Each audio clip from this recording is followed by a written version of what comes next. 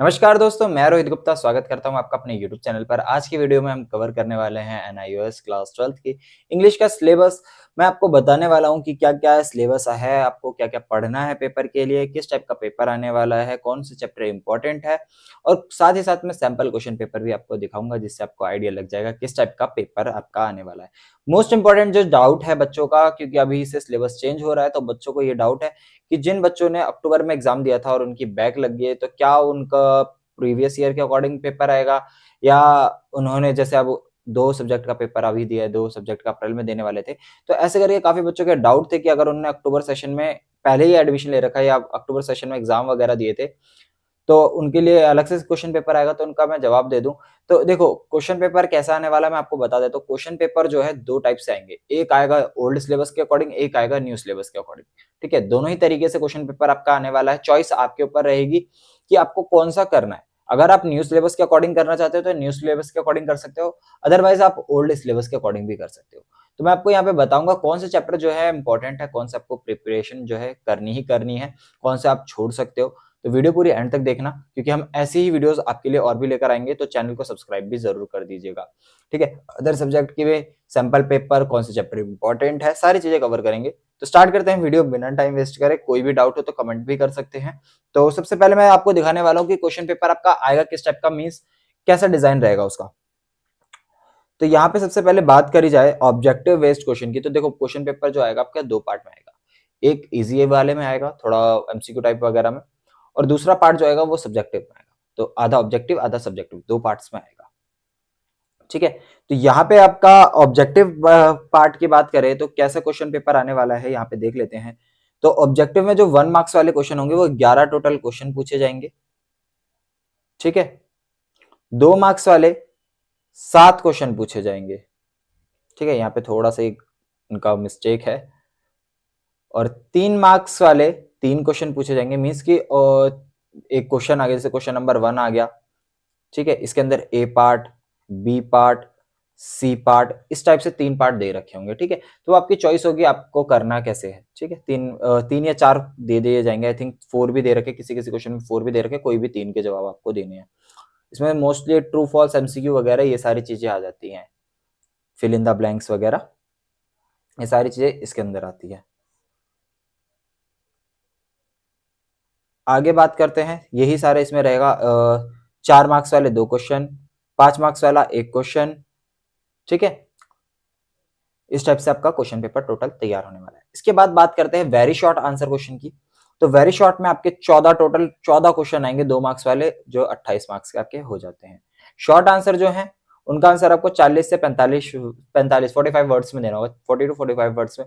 40 to 45 words का मतलब है कि आपका आंसर जो है वो 4 से 5 लाइन का होना चाहिए। ठीक है, 4 से 5 वाला ये होना चाहिए, और 2 से 25 वर्ड जो लिखा हुआ है वो 2 से 3 लाइन के आपका आंसर होना चाहिए। ठीक है, इसके बाद लॉन्ग आंसर आ जाते हैं, जो कि 70 टू 80 वर्ड्स बोले हुए हैं, यानी कि आपको करीबन करीबन 7-8 लाइन में लिखना है। ठीक है, 7-8 लाइन में आप इनको खत्म कर देंगे। 2 क्वेश्चन आएंगे 4 मार्क्स वाले, 8 मार्क्स का ही हो जाता है। इसके बाद आपका ऐसे का बता रखा है यहाँ पे, ऐसे type question, word limit 100 to 150 words, 100 to 150 words में इसका आंसर देना होगा, और एक ही क्वेश्चन आएगा जो कि 5 मार्क्स का होगा। ठीक है, तो टोटल यहाँ पे क्वेश्चन हो जाते हैं 45 क्वेश्चन हो जाते हैं 100 मार्क्स के लिए। अब यहाँ पे मैं टीएमए का जो है वो डाउट क्लियर कर देता हूँ, होता क्या एक्चुअल में। देखो 27 मार्क्स आपको लाने हैं पास होने के लिए। एक इसमें से जो आप थ्योरी एग्जाम देकर आओगे उसमें से, टीएमए का सेल कोई लेना देना नहीं। टीएमए का बस इतना लेना देना है, अगर आप 27 मार्क्स का करके आते हो, पास होने के लिए आपको 33% मार्क्स चाहिए रहते हैं।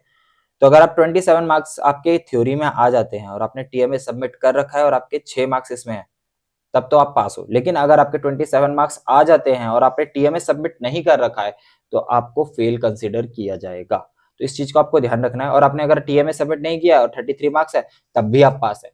तो मीन्स आपके 27 तो मिनिमम थ्योरी में होने ही चाहिए। बाकी टीएमए का खेल सिर्फ इतना ही है कि वो 6 मार्क्स जो है आपको पास करवाने में इतना हेल्पफुल रहेगा बस। ठीक है, एक चीज और क्लियर कर दूं, जो आपका पेपर आएगा वो 100 मार्क्स का आएगा।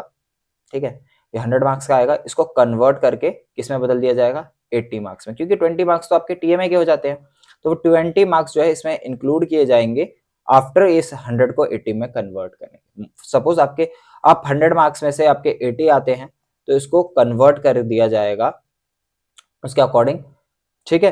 तो आपके 64 अराउंड मार्क्स बन जाएंगे, ठीक है। तो 80 आउट ऑफ 64 आ गया। सपोज टीएमए आपने सबमिट कर रखा, 20 आउट ऑफ 20 आ गए, तो आपके टोटल हो जाते हैं 84 मार्क्स आउट ऑफ 100।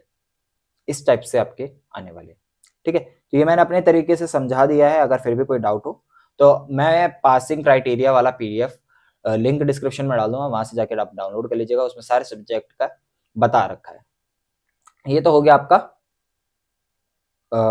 किस टाइप का आपका क्वेश्चन पेपर आने वाला है, वो मैंने आपको समझा दिया। कितने कौन से क्वेश्चंस आएंगे। अब यहाँ पे बात करते हैं चैप्टर से कितने, चैप्टर के बीच में से कितने आएंगे, ग्रामर पोर्शन कितने का कवर करने वाला है, ये सारी चीजें।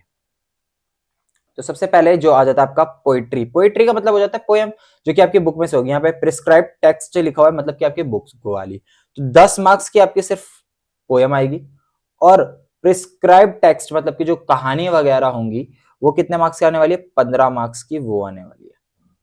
तो 25 मार्क्स का तो आपका बुक ने कवर कर लिया, ठीक है।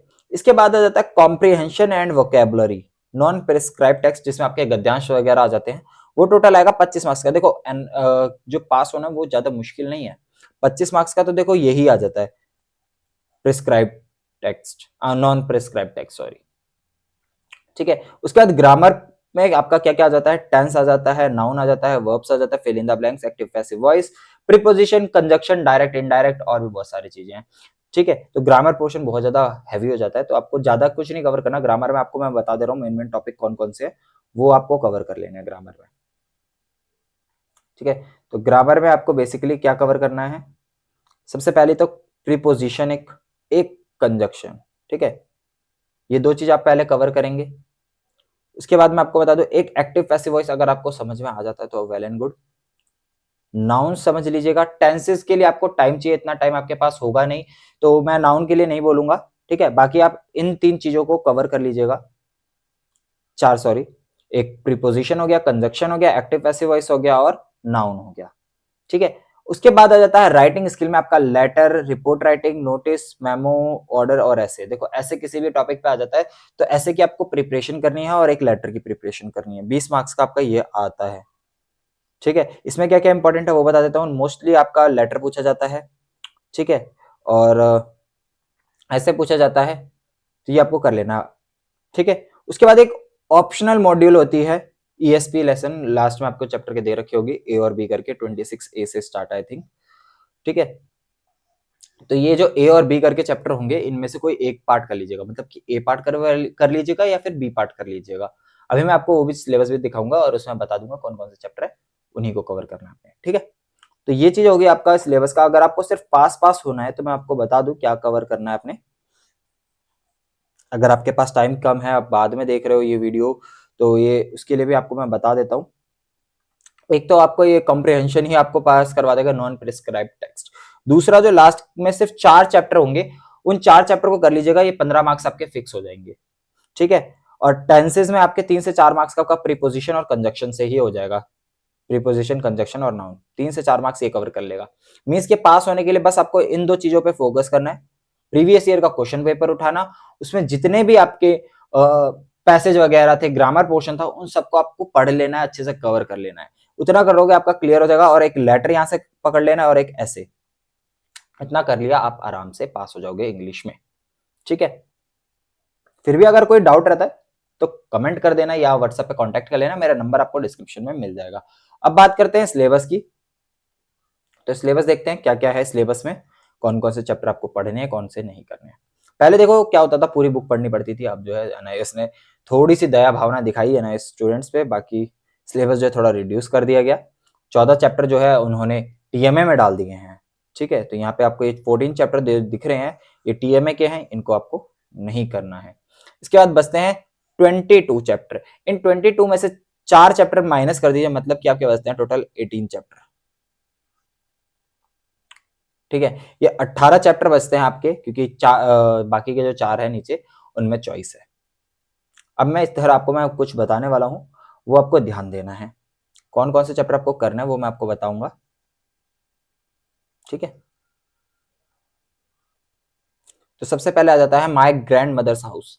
इसमें इस पोयम में से मोस्टली क्वेश्चन जो है पैसेज टाइप का आपका मतलब कि पोयम का एक टुकड़ा सा दे दिया जाएगा और उससे क्वेश्चन पूछे जाते हैं, मोस्टली ऐसा पूछा जाता है। उसके बाद रीडिंग विद अंडरस्टैंडिंग जितने भी दिख रहे होंगे आपको, एक 7 चैप्टर और बीच में आपका ये 21 हो गया, 23 हो गया, 24 हो गया। ये 4 चैप्टर जो है पैसेज के फॉर्म में क्वेश्चन पूछे जाते हैं, तो इनको बस रीड कर लीजिएगा, समझ लीजिएगा, इतना काफी है। ठीक है, बाकी इंपॉर्टेंट चैप्टर कौन सा है आपका, my son will not be a beggar, where the mind, ये वाला आपको छोड़ सकते हो आप, I must know the truth, इससे काफी क्वेश्चन पूछे जाते हैं। India, her past and future. ठीक है, इफ आई वर यू, इतने चैप्टर आपको कर लेने हैं। बाकी ये जो 4 मैंने आपको बताए हैं, ये इसको एक बार को आप भूल जाइएगा बेशक। तो आपके 1 2 3 4 5 चैप्टर ये और 4 चैप्टर नीचे अभी मैं आपको दिखाने वाला हूं, उनमें से कोई 4 कर लीजिएगा, आप इजीली पास हो जाओगे। ठीक है, ये मोस्ट इंपॉर्टेंट क्वेश्चन चैप्टर है, इनसे क्वेश्चन काफी क्वेश्चंस पूछे जाते हैं। अगर आपको एनआईओएस की टॉप पब्लिकेशन की गाइड चाहिए हो तो आप हमसे परचेस कर सकते हो। अभी 20% ऑफ पे आपको मिल रहा है विद फ्री होम डिलीवरी। ठीक है, तो 20% ऑफ मिल रहा है, बहुत ही कम रेट पे आपको, चीप रेट पे आप अवेलेबल करवा रहे हैं और साथ ही all India free home delivery भी आपको मिल रहे हैं, वो भी न्यू सिलेबस के अकॉर्डिंग आपका वो होगा। ठीक है, चलिए अब यहाँ पे मैं आपको देखो, यहाँ पे आप दिखा देता हूँ 26A, 27A, 28A, 29A। ठीक है, तो ये ए वाले जो है बहुत इजी है, रिसेप्शनिस्ट वाले हैं, तो ये आप जरूर कर लीजिएगा, बहुत इजी पड़ेगा। एक ऑफिस यूज वाला है, एक दूसरा है। ठीक है, तो ये 4 चैप्टर आप कर लेंगे तो आप आराम से पास हो जाएंगे 15 मार्क्स के, क्योंकि ये आने वाले हैं। 15 मार्क्स बहुत ज्यादा होते हैं, अगर आपको पास होना है तो 15 में से मान लीजिए कटते कटाते भी आपके 8 मार्क्स ये आ जाएंगे। 25 मार्क्स की आपकी अनप्रिस्क्राइब्ड नॉन प्रिस्क्राइब्ड बुक में से आने वाला है, तो मान लीजिए इसमें से अभी आपके 16 आ जाते हैं। ग्रामर का आप अटेंड वगैरह करोगे, थोड़ा लिटरेचर अगर आपने कहानी वगैरह पढ़ रखी है ऊपर, तो उसमें से भी स्कोर करते हैं तो 3-4 मार्क्स मान लीजिए वहां से भी खींच लिया आपने, तो 16 और 4 20 हो गए आपके, ये और 8 ये 28 मार्क्स आपके टोटल हो जाते हैं। और साथ ही आपका टीएमए तो आपने सबमिट कर ही रखा होगा, तो आपको आराम से अगर हमारे चैनल से देख के बनाएगा तो 20 या तो 19 मार्क्स आपको आराम से मिल जाएंगे। तो 48 या 47 मार्क्स आपके, मतलब अगर आपको पास होना है तो इजीली आ जाएंगे ऐसे। ठीक है, अब जो है मैं आपको सैंपल पेपर दिखा देता हूं, जो कि आपके लिए बहुत ज्यादा हेल्पफुल रहेगा। ठीक है, कि किस टाइप का क्वेश्चन पेपर आएगा, क्योंकि मोस्ट इंपॉर्टेंट डाउट जो है बच्चों का यही है कि क्वेश्चन पेपर आखिर आने कैसे वाला है। ठीक है, तो यहाँ पे मैं आपको दिखा देता हूं, ये रहा आपका सैंपल क्वेश्चन पेपर, इसका लिंक मैं डिस्क्रिप्शन में डाल दूंगा, सॉल्यूशन इसके एंड में दे रखा है, साथ में आपको मिल जाएगा। और हिंदी मीडियम वाले स्टूडेंट के लिए थोड़ी सी टेंशन की बात है, क्योंकि ये जितने भी आपके सैंपल पेपर है ये सिर्फ और सिर्फ अभी इंग्लिश मीडियम में ही अवेलेबल है। फिलहाल ये तो इंग्लिश का ही सब्जेक्ट है, लेकिन अभी सिर्फ इंग्लिश मीडियम में ही अवेलेबल है, किसी और मीडियम में अवेलेबल नहीं है।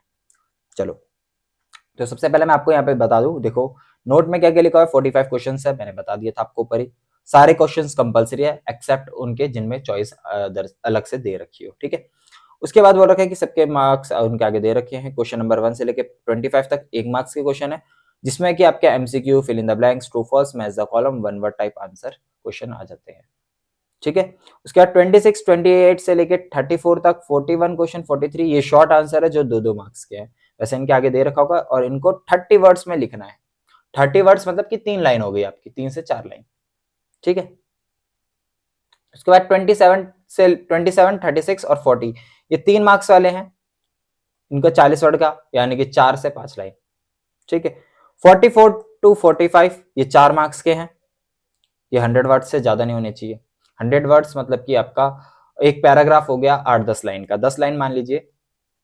उसके बाद question number 42 is a long answer type question carrying 5 marks, answer to this should not exceeded 150 to 200 words, कि 150 से 200 शब्दों में, मींस कि 20-22 लाइनों से ज्यादा नहीं होने चाहिए। ठीक है, और 150 मतलब कि 14-15 लाइन मान के चलिए, 15 लाइन तो मिनिमम आपको भरनी ही भरनी है इसमें। अब भरनी है तो इसका मतलब ये नहीं कि आप एकदम खुला खुला लिख दो, तो ऐसा नहीं करना है आपने। और अगर और एक चीज और याद रखनी है आपने, कोई भी क्वेश्चन आता हो चाहे ना आता हो, उसको अटेंड जरूर करना है। उसका क्वेश्चन वैसे के वैसे ही उतार के आ जाना डिट्टो, अगर नहीं आता होगा तो क्या पता आपका लक अच्छा हो तो 1-2 नंबर उसके भी मिल जाए। तो ये जरूर करिएगा, काफी बार होता है ऐसा कि बच्चे कुछ अगर भर के आते हैं तो ग्रेस मार्क्स वगैरह मिलने होते हैं काफी बार, तो वो मिल जाते हैं। ठीक है, तो छोड़ना कोई सा क्वेश्चन नहीं, अटेंड सारे करने हैं। कुछ भी लिख के आ जाइएगा, बेशक गाने मत लिख दीजिएगा, कहीं पता चले हनी सिंह के गाने लिख के आ रहे हो आप। ठीक है, चलिए अब देखो यहाँ पे आपको पार्ट ए दे रखा है। पार्ट ए में आपका प्रिस्क्राइब टेक्स्ट में से पोयम का जो है 5 मार्क्स का दे रखा है। जो मैंने बताया था आपको कि 10 मार्क्स का पोयम आएगा तो उसमें से 5 मार्क्स तो आपको इसमें से दे दी। और ये जो है आपका जो कहानी वगैरह वाला था वो था आपका 15 मार्क्स का, तो 9 मार्क्स का इसमें आ गया। तो मतलब कि बचे हुए 5 मार्क्स और 6 मार्क्स आपको आगे देखने को मिल जाएंगे। ठीक है, तो 14 मार्क्स का आपका ये पूछा हुआ है। तो देखो यहाँ पे वेयर द माइंड, बाकी जितने भी पोयम है उनका आपको पोइट का नेम जो है याद कर लेना। जैसे इसमें पूछ रखा है who is the poet of the poem where the mind is without fear. ठीक है, what is the grandmother begging for in the poem my grandmother's house. ठीक है, उसके थर्ड में फर्स्ट पार्ट और सेकंड पार्ट दो दे रखे हैं, दोनों में चॉइस है, दोनों में से कोई एक करना है। आपका 1 मार्क्स का है। ठीक है,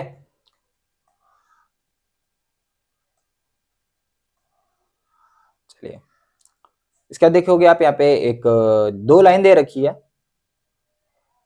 ठीक है, what is the meaning of flash, एक लाइन, सॉरी एक लाइन दे रखी है यहाँ पे, एक लाइन यहाँ दे रखी है, 2 लाइन है, सॉरी एक लाइन तो यहाँ parting with his poison flash of diabolic tale in the dark room. तो इसमें फ्लैश का मीनिंग पूछा हुआ है, तो कॉमन सी बात है, आपको मे भी ना पता हो इसका मतलब, तो पीछे से देख लीजिएगा। तो ये आप छोड़ सकते हो, इसकी जगह आप what kind of night was it when the scorpion bit the poets mother, इसका आंसर दे सकते हैं। ठीक है,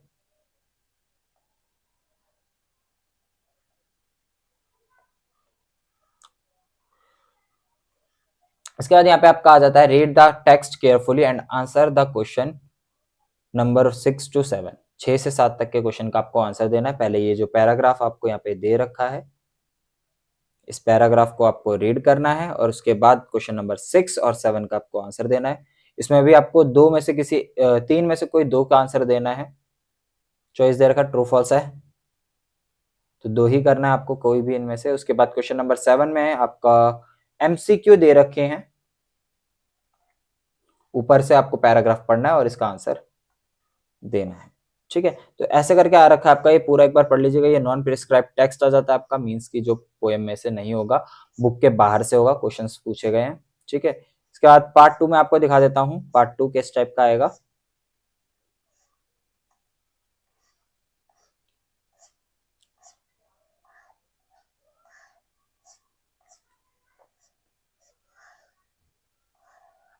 यहां से आपका पार्ट 2 स्टार्ट हो जाता है। देखो प्रिस्क्राइब टेक्स्ट का आपका यहाँ पे 5 मार्क्स की पोएम और 6 मार्क्स की जो है कहानी वाले चैप्टर में से दे रखा है।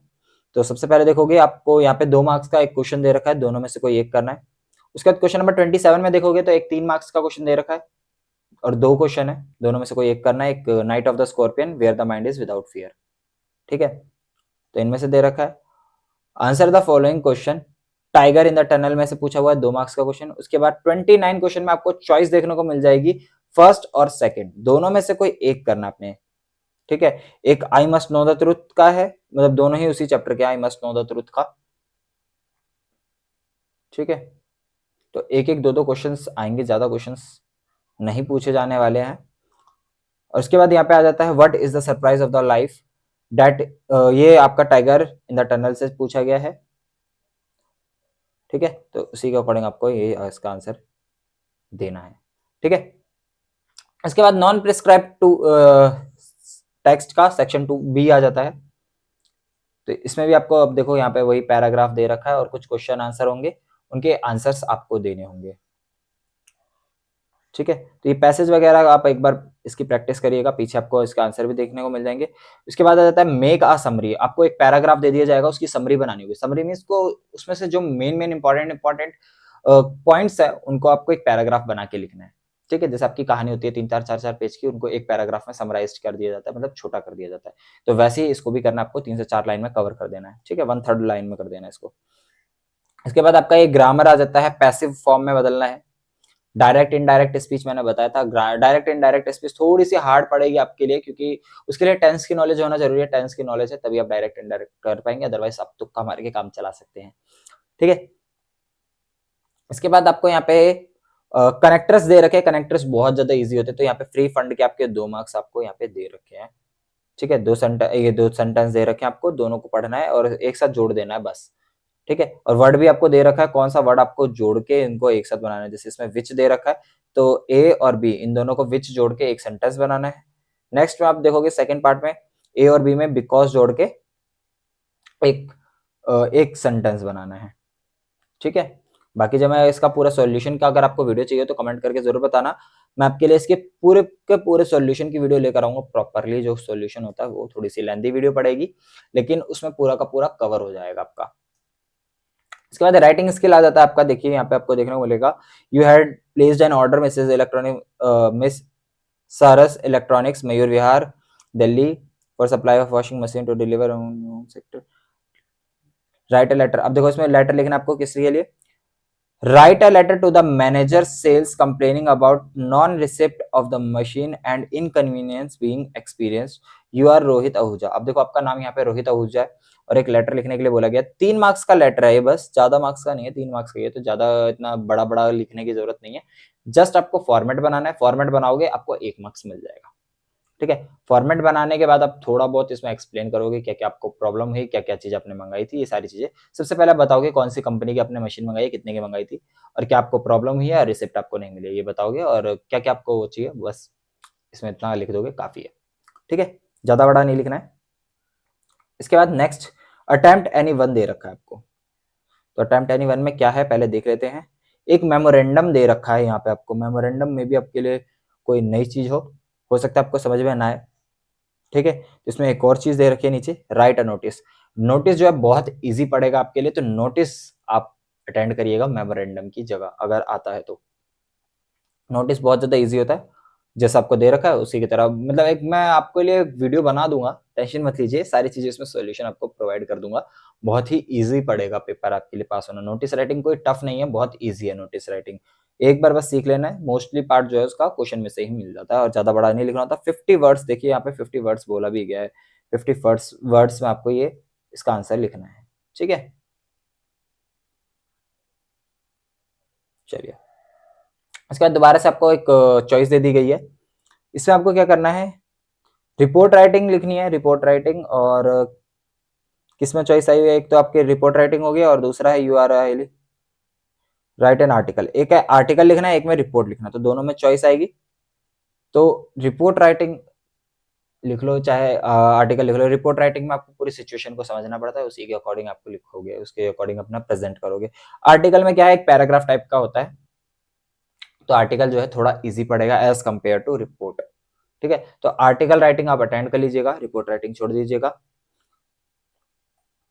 आगे बढ़ते हैं, नेक्स्ट देखते हैं। इसके बाद आपका ये ऑप्शनल मॉड्यूल आ जाती है रिसेप्शनिस्ट वाली, और दूसरी जो है आपकी पड़ेगी ईएसपी फॉर ऑफिस यूज। तो जो आपकी ये आएगी रिसेप्शनिस्ट वाली, वो थोड़ी इजी पड़ेगी, तो वो आप अटेंड कर लीजिएगा।